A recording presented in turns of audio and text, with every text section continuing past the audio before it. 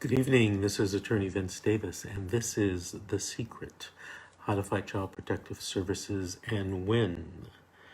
We're on every Saturday evening from 7 to 9 p.m. And if you want to call in, tell your story, share it with the audience, or ask a question, you can call in at 800-222-5222.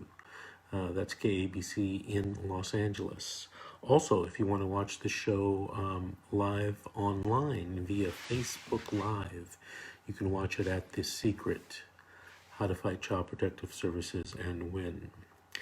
All right, let's take our first call this evening. Yes, I'm in Tucson, Arizona. Okay, so I'm licensed to practice here in California, but I can tell you if you're in California, and I think this applies to most states, a social worker does have the power to come and detain your child, take your child out of your custody if the social worker believes that the child has been abused, or there's a reasonable risk that the child will be abused. One of the problems that happens is, they might detain the child, and I've heard of cases in Arizona where they don't have a warrant or a court order, and that's a violation of the Fourth Amendment. And if that has happened to you, I would suggest that you contact a civil rights attorney in your area that can, maybe represent you in some type of civil action. Okay? Okay, well, I used to stay in California.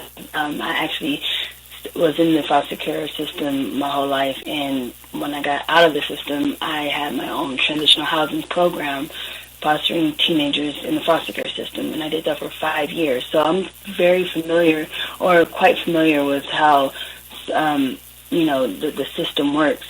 I never had a child in foster care until now. Tucson is a very different ball game. They play a little different than what I've seen and what I'm used to, but it still doesn't give them the right to get away with not fully doing an investigation on what they believe, or not even what they believe, what they hear from whoever is making that claim that's not credible. I believe that they should give that investigation a little bit more, investigate.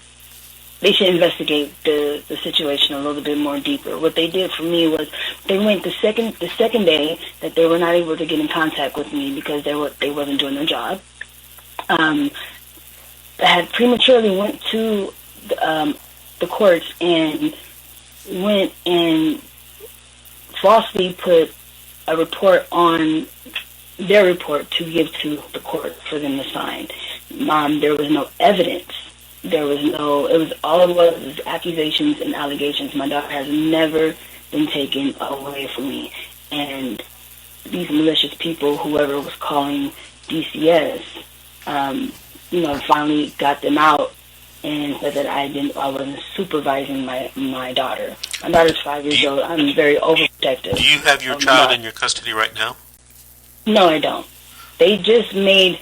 I've been fighting this since March 12th, and they just ended the dependency, but it was disposition. Right before. There you go. And now she is made a ward of the court.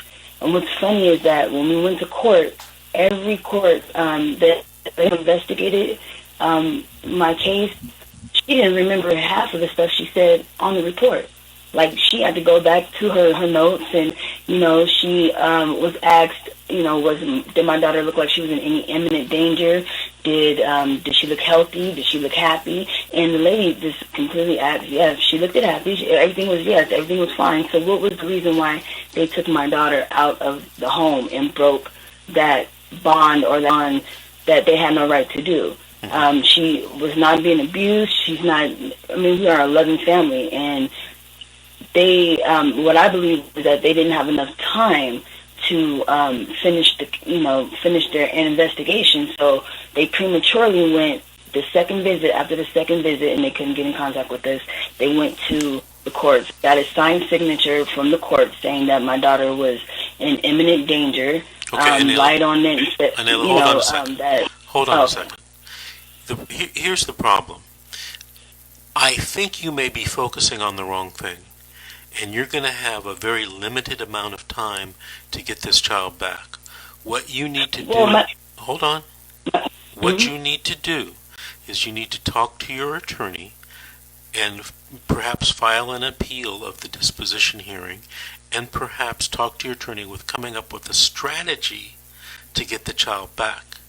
If you've done the disposition hearing, and if it's the same in California, and you should need to talk to your local attorney about this, time is ticking. You're only going to have a certain amount of time to get the child back.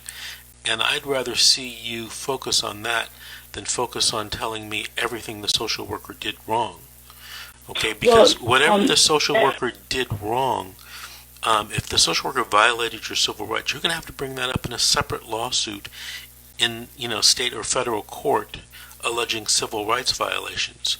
Generally speaking, in my almost 30 years of doing this, if the social worker did wrong, that's not even an issue in the juvenile case or in the CPS case that you're dealing with. So a lot of people oh, Mr. Davis, woe is me because the social worker, did wrong. Don't focus on that. So can I ask you a question? Hold on, So Anila, my engineer is telling me we've got to take a break right now. I want to thank you for calling. Call in next week, give us an update, or ask me some more questions. But I have to go right now. I apologize. This is The Secret, How to Fight Child Protective Services and Win.